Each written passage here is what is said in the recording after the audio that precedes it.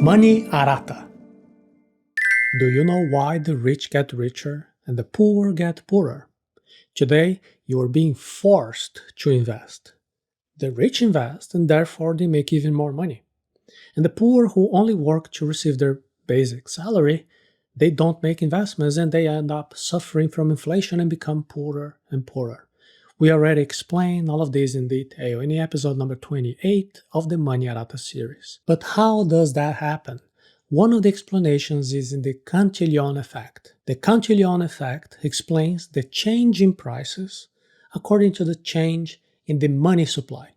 This is the increase in the monetary base, that is, the increase in the amount of money in circulation in a country, which happens by decision of the central banks. In the past, to create more money, it was necessary for the government to have the equivalent in gold. But nowadays, money is no longer backed by gold. There is no limit on creating money. And when the amount of money increases, that new money is not evenly distributed among everyone. Richard Cantillon studied all these effects of the disproportionate increase in the monetary base back in the 18th century. When you understand the Cantillon effect, you can begin to understand one of the impacts of the interest rates on your finances, on your bank account. The interest rate is basically the price of money. When the interest rate is low, it ends up being relatively cheap to acquire money. A low interest rate is an incentive to borrow. However, when the interest rate is high, there is a decrease in the number of people who can borrow money. And it's just not that. It makes a huge difference to know who gets access to the money first. Please note this is not financial advice. Read the full disclaimer before proceeding. With the Cantillon effect, the poor get poorer and the rich get richer. Imagine that you had found a machine with the magical power to push a button and then double the total amount of money that you have. However, this magical power also has a side effect. Everyone else on the planet will also double the money that they have, and all happens at once. If that happens, it's basically the same thing. It doesn't matter whether you press the button or not, because every time you press the button, your money and also everyone else's money doubles, and the prices also double, everything at the same time. So imagine that you had saved $1 million and you were thinking of using that money to buy a house. Now, you press the button, you can have $2 million. However, that house will also cost twice as much, and everyone else on the planet will have their money doubled at the same time. It is the same thing. However, imagine now that you found another machine, which also has the magical power to instantly double your money. However, everyone else on the planet will only double their money after 1 month. And the price of things will only double also after 1 month. So imagine that you have $1 million. You press the button now. Now you have $2 million. You can go and can buy even 2 houses for $1 million each. It is not until 1 month from now that the money of all people around the world will double, and when that happens, the market value of their homes will be worth $2 million each. Do you realize now how this delay in time between the growth of your money and the money of everybody else will give you an unfair advantage? Because it makes a huge difference, 30 days. That's why it is so important to understand where the money that has just been created will go to.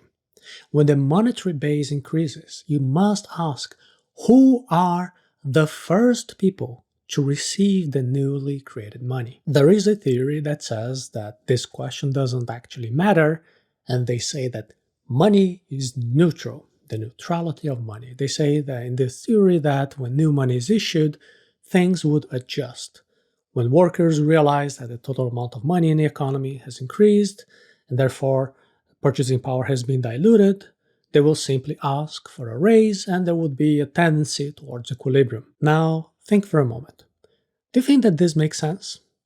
In practice, when you realize that your credit card bill is getting bigger and bigger every month, do you feel comfortable sitting in the office of your boss and then asking for a raise? And do you get that raise immediately, all of a sudden, no questions asked? You probably know intuitively that this is not how money is distributed in society, and an economist named Richard Cantillon. He wrote about it 300 years ago. He wrote it so well that his explanation is still valid today. This explanation is known as the Cantillon Effect. The Cantillon Effect says that those who are closest to the centers of power of the government, they will receive the new money that is created by the government first. In other words, new money is not neutral, it is not the same for everyone. When the central bank creates new money, those who receive that new money, they are the organizations that are closest to the rulers, usually the banks, large companies, investment funds. And receiving that money first makes all the difference because now these actors have the opportunity to invest that money first. And as they are able to be the first ones to invest, they can still make their investments acquire assets at a relatively low price level. After they invest, these assets will go up in price and there will be price inflation, asset inflation. However, this price increase resulting from the new money does not occur immediately, uniformly, the same for everyone. People who are further away from the center of power will only receive that money later. They are at a disadvantage because they only get their hands on that money when the price inflation has already taken place. Understanding the law of supply and demand is essential to understand how the Cantillon effect affects you and your finances. To understand the Cantillon effect well, you have to be very clear about how prices are formed in a relatively free market. The rule is that the prices of any product, including financial assets like stocks, real estate, investment funds, they are all determined by the law of supply and demand. If there is huge demand for something that cannot be easily increased in supply, prices will rise. It doesn't matter what we're talking about here. It could be an electronic gadget or a stock of a company. If there are a lot of buyers looking for a product, then whomever has that product to sell can charge a higher price because there will be people still interested to buy. On the other hand, if a product has a lot of supply on the market, prices will fall. This is because if there are too many sellers, they will have to enter a competition, lowering the price to try to attract more consumers. As we have seen, when the government injects new money in the market, the people who are closest to the government will receive it first. Lines of credit. These people who have access to money first, they are able to make their investments earlier, increasing the demand for certain consumer or capital goods, and these goods then will rise in price, creating a ripple effect in other prices. New money enters the market, but it will only end up in the hands of ordinary people like you and me after the prices have already been inflated. Depending on the goods that are most in demand, initial purchases will lead to very high inflation in some sectors of the economy, while often causing deflation or even stagflation in other sectors, other industries. As evidence, it is enough to see how some sectors benefited much more than others when the US government acted to try to reduce the economic crisis of 2008. In the end, for most of the population, practically nothing changes for the better. People may even get some nominal salary increase, but since the prices of everything else has risen, the purchasing power, at best, remains the same. Usually, what happens in practice is that people basically lose purchasing power of their money. In any case, the further away you are from the government, from the power, the longer you will take to receive money in your hand. So that's how the rich get richer and the poor get poorer. New money on the market dilutes the value of all the equity that you've worked to accumulate. Imagine all the financial wealth you have today, all the money you've worked your whole life together. It is like a juice of an orange. You know when you get an orange and you squeeze it into a glass, you get a very concentrated juice, right? Imagine that this juice is your net worth. When rulers print more money, it is almost like they're putting water into your glass. It is a dilution. The first time a little bit of water makes just your juice a little bit less concentrated, but the second time, more water makes your juice with half of the flavor it originally had. The third time, this mixture doesn't even fit the glass anymore, and the fourth, your net worth is completely diluted. It's mostly water. This is more or less what happens when the government increases the monetary base too much. Remember the law of supply and demand? What happens when there is a lot of supply of a good on the market? The price will drop, right? That's what happens to your money. If you manage to gather, let's say, 100,000, That amount of money today has a certain purchasing power. But when the central bank starts to dilute this money, increasing the monetary base, it is basically throwing more money into the market. This circulation starts with the people who are closest to the government. They are the ones who will receive the first lines of credit. And the Cantillon Effect explains they are the ones who will receive the greatest benefits from this type of system.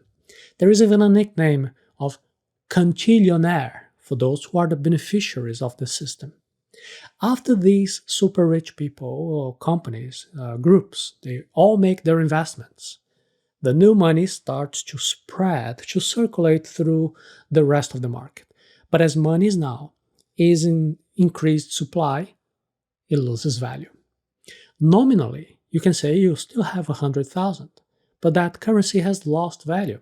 That 100,000 no longer has the same purchasing power that it had before that inflationary increase in the amount of money has been generated. In the long run, issuing money will devalue the currency, especially harming those who are far from power.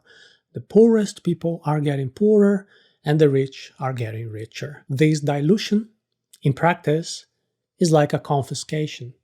A significant part of your wealth ceases to exist. Although your money is still there, still available, same numbers, it has less purchasing power. Bitcoin is a viable and affordable alternative for you to protect yourself from the Cantillon effect. Until recently, there was virtually nothing that you could do to protect yourself from the government dilution of your wealth. At most, you could invest in a foreign currency that will be a little stronger than the currency of your country. Usually, people around the world would go for the US dollar. But doing so, it would mean that it would still be holding currency from a government, and that currency could be devalued at any time, in this case, if you're holding US dollar, by the decision of the US government. Another option that would be available to you would be to invest in gold, but this wouldn't be feasible for most people because of the costs of the bureaucracy involved. But today there is a viable and affordable alternative for everyone, which is Bitcoin. Unlike state currencies, Bitcoin doesn't have a central authority that could suddenly, unilaterally decide to issue more currency, diluting the wealth that you've worked so hard to build. There is no power center in Bitcoin that can be deciding to be issuing new Bitcoins out of the blue. And unlike gold, you can invest in very small fractions with little money, with ease. What happens when you look at the price movement of Bitcoin is that you will see that there is a rise and fall in prices when you compare it to other currencies like the euro or the US dollar, and that happens because of short-term speculation. However, what needs to be very clear here is that there is no dilution of your Bitcoins because of creation of some unexpected Bitcoins. On the contrary, the issuance of new Bitcoins is done by rules that are previously established, immutable, known by everyone who wants to participate in the Bitcoin network. And this ensures that Bitcoin is a scarce commodity. No matter what, maximum 21 million units of Bitcoin will be ever issued. After that, no new Bitcoin can be created, which guarantees that your money will not be devalued by the increase in the monetary base. We have explained all of that in detail about how the Bitcoin issuance works in episode number 21 of the Money Arata series. But what you need to understand here is the following. The Cantillon effect does not apply to Bitcoin because it is impossible for someone to be close to a center of power.